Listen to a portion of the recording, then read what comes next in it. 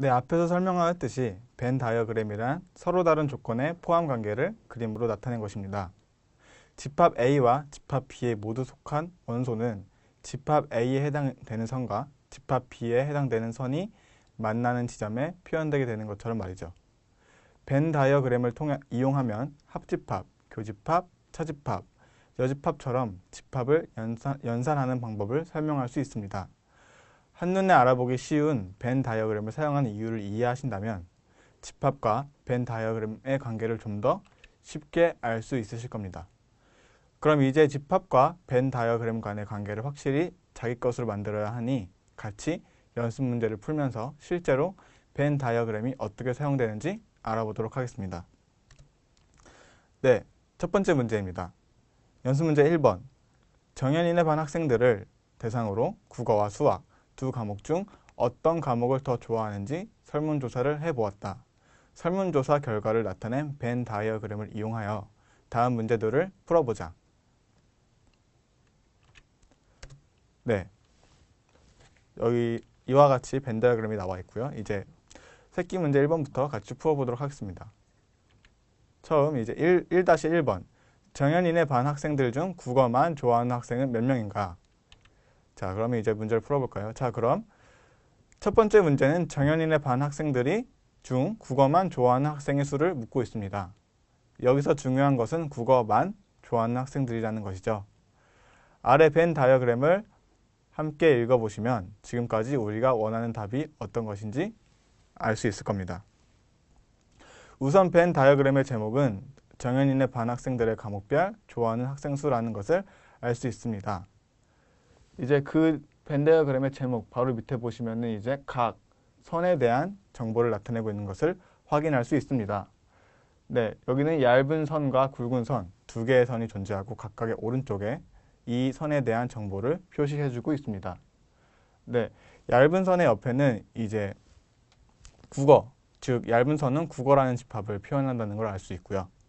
이제 굵은 선의 옆에는 수학이라고 적혀 있기 때문에 수학이라는 집합에 대한 정보를 표현하고 있는 것을 저희는 알 수 있습니다.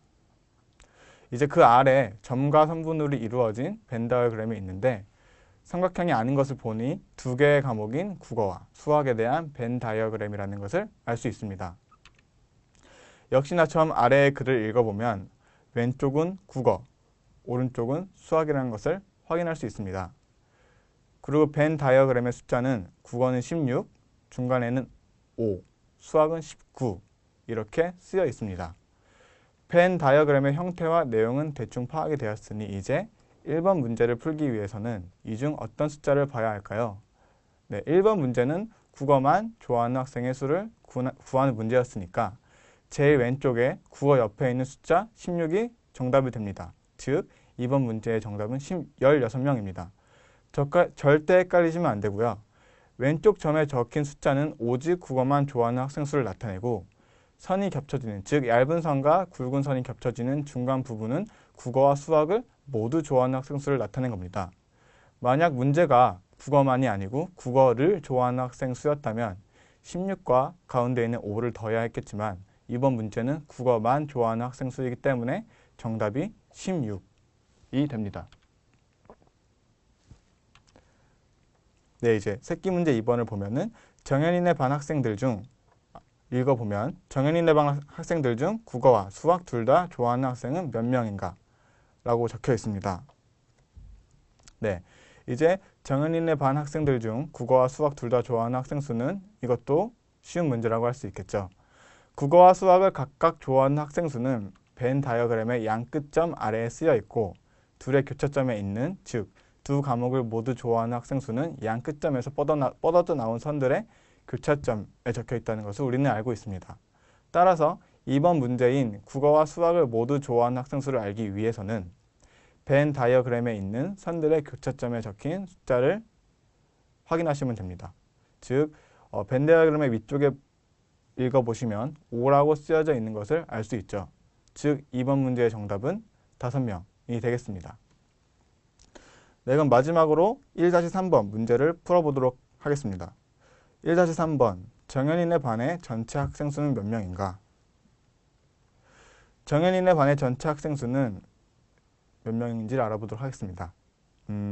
국어를 좋아하는 학생 수도 우린 이미 알고 있고요. 수학을 좋아하는 학생 수도 우린 이미 알고 있고 또 둘 다 좋아하는 학생 수도 알고 있습니다.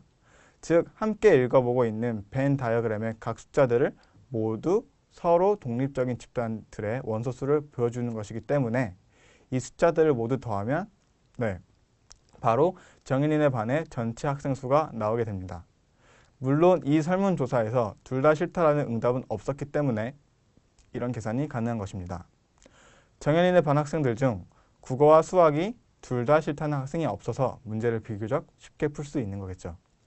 따라서 전체 학생 수는 국어만 좋아하는 학생 16명과 수학만 좋다고 응답한 학생 19명, 그리고 두 과목을 모두 좋아한다고 대답한 학생 5명을 모두 합친 16 더하기 19 더하기 5, 총 40명이 됩니다.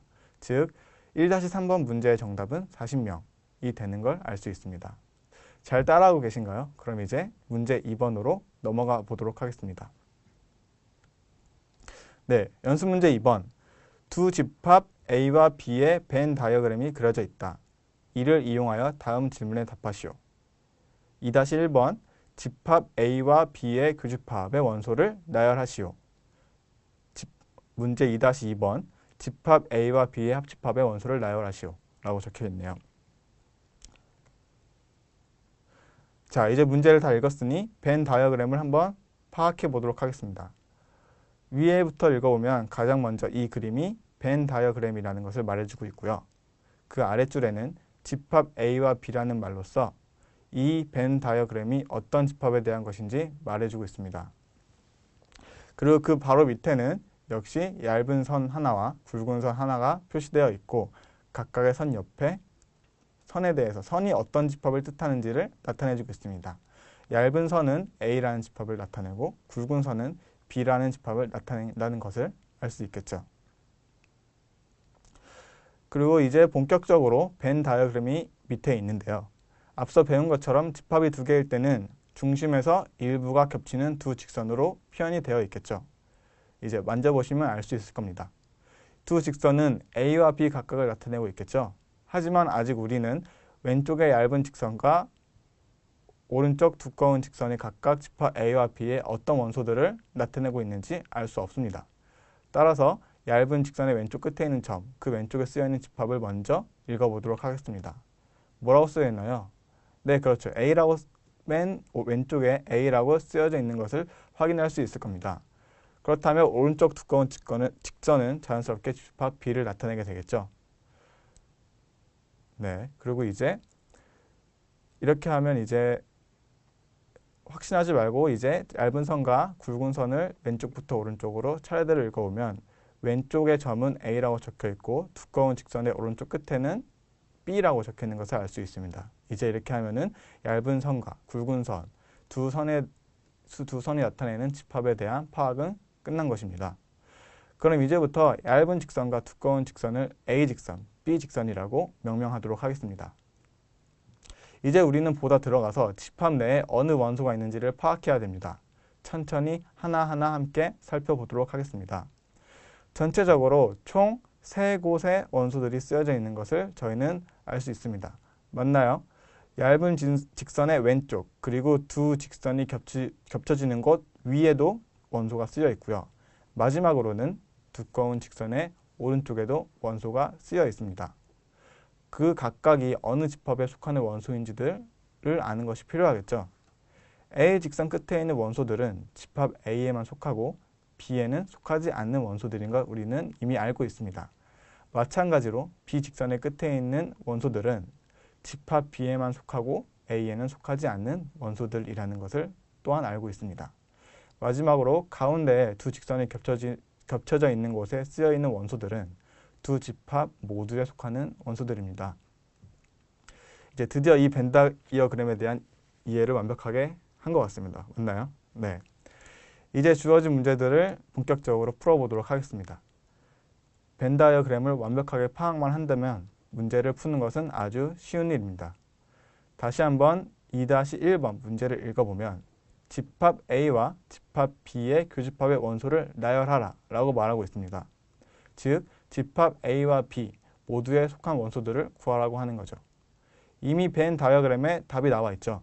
두 직선이 겹쳐지는 부분 위에 쓰여져 있는 2가 바로 2-1번의 정답이 될 것입니다. 정말 쉽죠? 네, 다음은 2-2번을 같이 풀어보도록 하겠습니다. 이번에는 2-2번 집합 A와 B의 합집합의 원소를 나열하시오 라고 쓰여져 있습니다. 합집합은 집합 A와 B 어느 한쪽이라도 속한 원소들을 말합니다. 따라서 A 집합에만 속하는 원소들, B 집합에만 속하는 원소들, 두 집합 모두에 속하는 원소들을 모두 다 써줘야 합니다. 즉 1, 2, 3, 4, 5 A 집합에만 포함되는 1과 3, B 집합에만 포함되는 4와 5 A와 B에 모두 포함되는 2, 1, 2, 3, 4, 5라는 원소를 모두 나열한 것이 정답이 되겠죠. 확실히 벤 다이어그램을 이해하면 많은 부분들이 저절로 해결되게 됩니다. 여러분도 잘 맞추셨을 거라고 생각을 하고요. 그럼 다음에는 조금 더 어려운 문제를 함께 해결해 보도록 하겠습니다.